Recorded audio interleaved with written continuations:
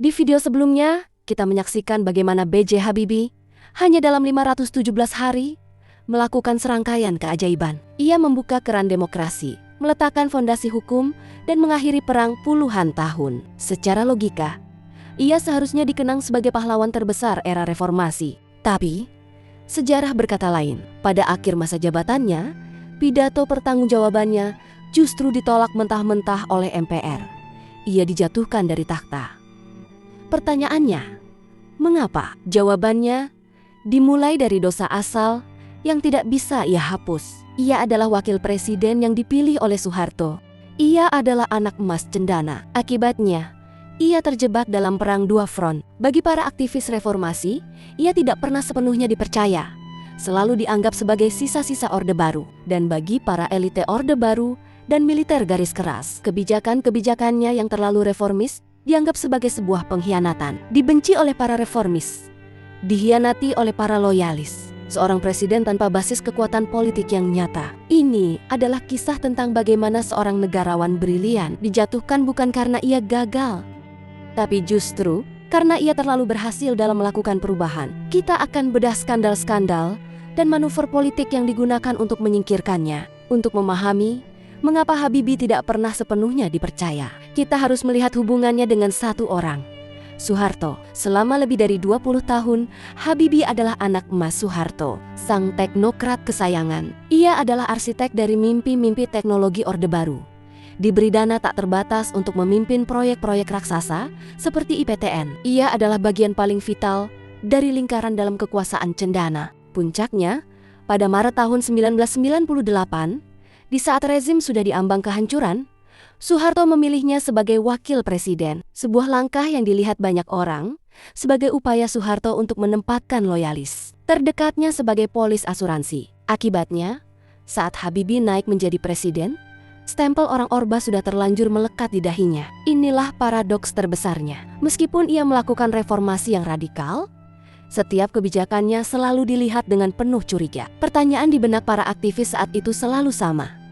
Apakah ini reformasi yang tulus, ataukah ini hanya taktik Orde Baru gaya baru untuk bertahan hidup? Akibatnya, ia terjebak di posisi yang mustahil. Ia tidak sepenuhnya diterima oleh kaum reformis yang membencinya karena masa lalunya. Dan ia juga mulai dibenci oleh kaum loyalis Orde Baru yang menganggapnya sebagai pengkhianat karena kebijakannya yang terlalu liberal, terutama soal Timor Leste. Ia adalah seorang jenderal tanpa pasukan, seorang presiden tanpa basis kekuatan politik yang nyata. Dan posisi yang rapuh inilah yang membuatnya sangat rentan saat harus menghadapi skandal-skandal besar yang ia warisi. Yang pertama dan paling rumit, skandal bantuan likuiditas Bank Indonesia. Selain krisis politik, Habibie juga mewarisi lubang hitam finansial terbesar dalam sejarah Indonesia. Skandal bantuan likuiditas Bank Indonesia atau BLBI. Ratusan triliun uang negara yang hilang diduga dirampok oleh para pemilik bank itu sendiri. Sebagai seorang teknokrat, Habibie mencoba menyelesaikannya dengan cara yang logis. Ia membentuk tim-tim khusus untuk menagih utang para konglomerat ini dan menyita aset mereka. Tapi ia meremehkan lawannya. Para obligor BLBI ini bukanlah pebisnis biasa. Mereka adalah bagian dari gurita kekuasaan Orde Baru yang akarnya masih sangat kuat bahkan setelah Soeharto lengser. Dan pertempuran ini mencapai puncaknya dalam sebuah kasus yang akan mengguncang pemerintahan Habibie hingga ke pondasinya, skandal Bank Bali. Singkatnya begini, Bank Bali butuh dana dari Bank Indonesia. Untuk melancarkan pencairan dana itu, mereka menyewa sebuah perusahaan konsultan milik orang-orang yang sangat dekat dengan Partai Golkar, partai penguasa saat itu. Uang jasa sebesar 546 miliar rupiah pun mengalir. Sebuah kickback atau suap raksasa yang diduga akan digunakan untuk dana pemenangan Habibie di sidang umum MPR. Saat skandal ini bocor ke publik, citra Habibie sebagai pemimpin reformasi yang bersih langsung tercoreng. Ia kini berada dalam dilema yang mematikan. Jika ia mengusut tuntas skandal ini, ia akan menghancurkan dukungan politik dari Golkar yang sangat ia butuhkan untuk bisa terpilih kembali.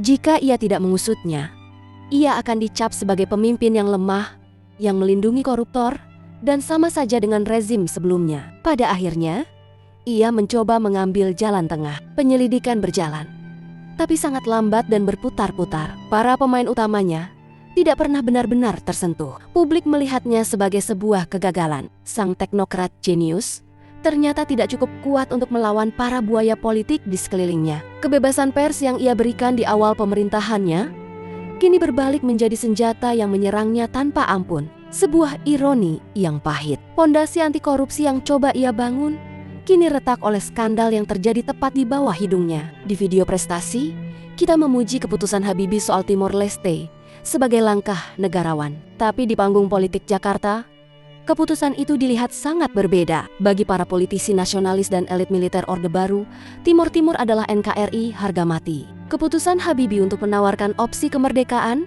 dianggap sebagai sebuah pengkhianatan. Kemarahan ini memuncak setelah hasil referendum diumumkan. Para milisi pro-integrasi yang diduga kuat didukung oleh oknum-oknum TNI mengamuk. Mereka menjalankan taktik bumi hangus, membakar kota Dili, membantai ribuan warga sipil tak berdosa. Sebuah upaya terakhir yang brutal untuk menggagalkan kemerdekaan. Kekacauan di Timor Leste ini menjadi amunisi sempurna bagi lawan-lawan politik Habibie di sidang umum MPR. Momen pertanggungjawabannya sebagai presiden telah tiba.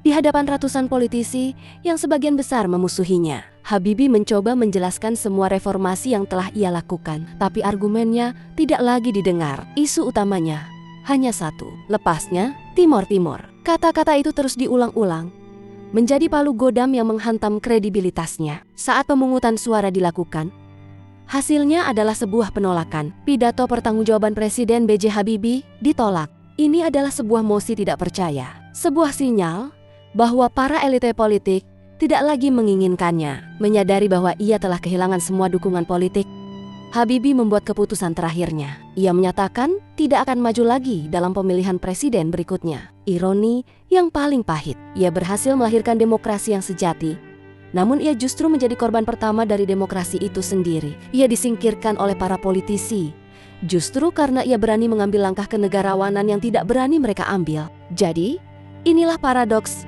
B.J. Habibie, seorang presiden yang memberikan kebebasan paling fundamental, namun disingkirkan oleh politik. Seorang pemimpin yang mengakhiri perang berdarah, namun dicap sebagai pengkhianat.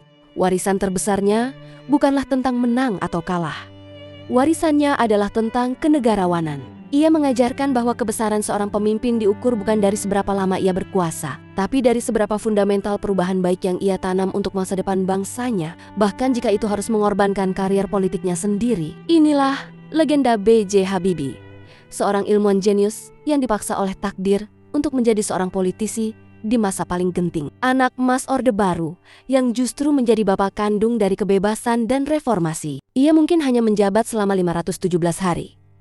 Tapi dalam waktu sesingkat itu, ia mengubah arah sejarah Indonesia untuk selamanya. Untuk sang teknolog, sang demokrat, sang presiden transisi, dan seorang putra bangsa yang cintanya pada negeri dan istrinya menjadi teladan. Mari kita kirimkan doa terbaik kita. Lengkap sudah trilogi yang kita rangkum dari biografi, strategi, prestasi, hingga kegagalannya selama menjabat. Saksikan juga saga trilogi presiden lainnya hanya di Kartel ID.